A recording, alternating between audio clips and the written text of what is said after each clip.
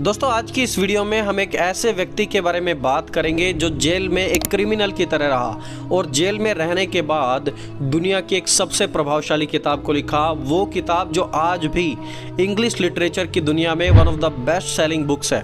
और दोस्तों हम यहाँ पर पवित्र बाइबल की बात नहीं कर रहे हैं, पर एक ऐसी बड़ी इंटरेस्टिंग बुक के बारे में बात करने वाले हैं जो दुनिया में one of the most beautiful Christian writings है। तो जानने के लिए पूरा देखते रहिए।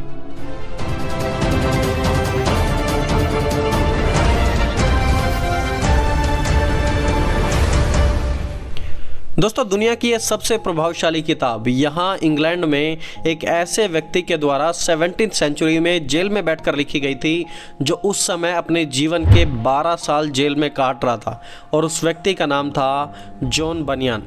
जॉन बनियान का जन्म इंग्लैंड में सन 1628 में हुआ था, लगभग 12 साल बाद विलियम शेक्सपियर की डेथ के बाद। शेक्सपियर के बारे में यदि आप जानते हैं तो इंग्लिश लिटरेचर के जाने माने राइटर थे। ऑल ओवर द वर्ल्ड आज भी उनकी पहचान बनी हुई है एक मास्टर राइटर के तौर पर। लेकिन किसको पता था कि एक साधारण सा दिखने वाला यह क्रिश्चियन लड़का शेक्सपियर से भी आगे निकलकर दुनिया में अपने परमेश्वर के नाम की महिमा को फैला देगा। जॉन बनियान का जन्म एक क्रिश्चियन फैमिली में हुआ था और उनका नाम भी एक 500 साल पुराने इंग्लिश चर्च में रखा गया था। यही वो चर्च है। जॉन बचपन से ही अपने परिवार के साथ रेगुलरली चर्च अटेंड करते थे, लेकिन अपने परिवार के बाकी सदस्यों के समान धार्मिक बिल्कुल भी नहीं थे। जैसे जैसे जॉन की उम्र बढ़ती गई तो जॉन का क्रिश्चियनिटी में इंटरेस्ट कम होने लगा, और फिर उनके जीवन में एक समय ऐसा भी आया जब जॉन ने चर्च जाना बिल्कुल ही बंद कर दिया। जॉन के पिता का नाम था थॉमस, और थॉमस लकड़ी और मेटल के बर्तन रिपेयरिंग का काम करते थे, जिनकी वजह से उन्हें एक घर से दूसरे घर जाना पड़ता था, और इस काम में इतनी ज़्यादा आमदनी नहीं थी कि पूरे परिवार के खर्च को आसानी से उठाया जा सके। इसलिए जॉन बनियान के पिता थॉमस काम पर ज़्यादा ध्यान देते थे और अपने बच्चों पर बहुत ही कम ध्यान दे पाते थे, क्योंकि अपने परिवार की आमदनी के लिए उन्हें बहुत ही ज़्यादा मेहनत करनी पड़ती थी। और कुछ समय बाद ऐसा हुआ कि जॉन अपनी बढ़ती उम्र के साथ एक गलत संगति का भाग बन गए। दोस्तों के साथ लड़ाई करना, मन लगाकर पढ़ाई न करना, दुनिया की चीज़ों में खो जाना, अब यह सब जॉन की ज़िंदगी का भाग बन गया था। एक तरफ जहां जॉन की उम्र बढ़ रही है, वहीं दूसरी ओर जॉन की गलत संगति भी बढ़ती ही जा रही थी। जब जॉन की उम्र 16 साल की हुई तब एक बीमारी के कारण उनकी मां की मृत्यु हो गई, और मां की मौत के कुछ ही महीने बाद जॉन की एक छोटी बहन जिसका नाम मार्गरेट था वो भी दुनिया से चल बसी। एंड बैक टू बैक मौत देखकर पहले तो माँ चली गई, अब बहन की मृत्यु हो गई, तो जॉन अब पूरी तरह से अंदर से टूट चुका था और परमेश्वर पर गुस्सा करके कहने लगा और कहता था कि हे परमेश्वर, तूने मेरी माँ और मेरी बहन को क्यों नहीं बचाया? अगर तू सच्चा परमेश्वर होता तो तू मेरी माँ को और मेरी बहन को जरूर बचा लेता।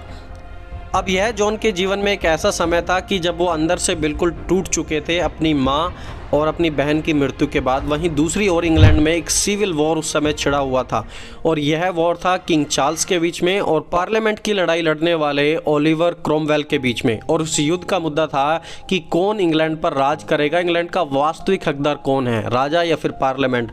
और उसी दौरान वॉर में जाकर जॉन बनियान ने भी जाकर एज ए आर्मी की तरह उन्होंने ज्वाइन कर लिया और पार्लियामेंट की उन्होंने सपोर्ट की, और जॉन ने अपने आसपास काफ़ी लोगों को वार में मरते हुए देखा।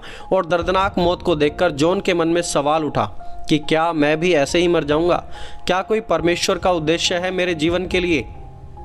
या फिर जैसे बाकी लोग मेरे परिवार के, मेरी माँ और मेरी बहन अचानक से मर गए, या मैं भी ऐसे ही चला जाऊंगा?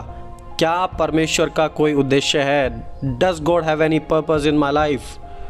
जब जॉन बनियान ने आर्मी ज्वाइन की थी उस समय उनकी उम्र थी 17 साल, और अब जब वो वॉर ख़त्म होने के बाद आर्मी से निकल रहे हैं तो उस समय उनकी उम्र थी 21 साल, यानी कि 4 साल उन्होंने अपने आर्मी में बिताए।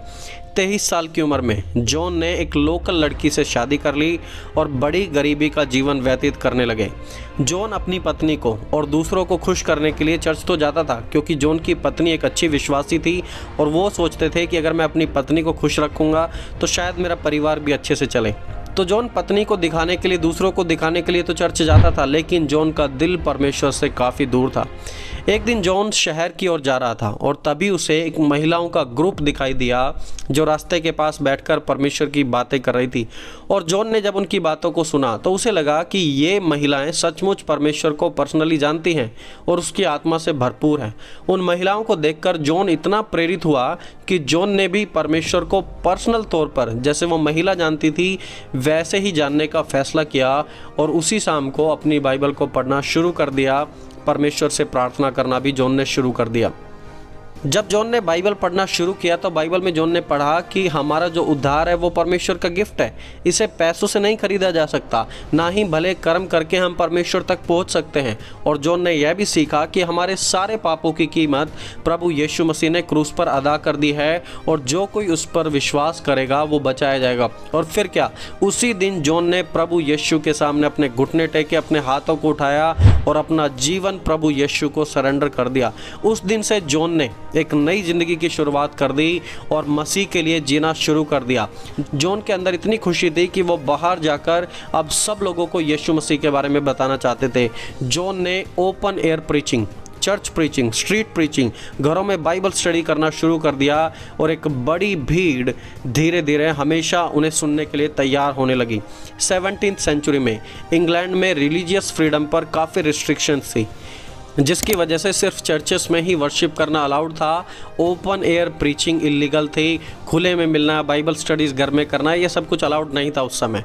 एक दिन जॉन बनियान को एक फॉर्म में प्रीचिंग के लिए इनवाइट किया गया था कि आप आइए, हमारे फार्म में आइए और हमारे लोगों को प्रचार कीजिए, उन्हें यीशु मसीह के बारे में बताइए।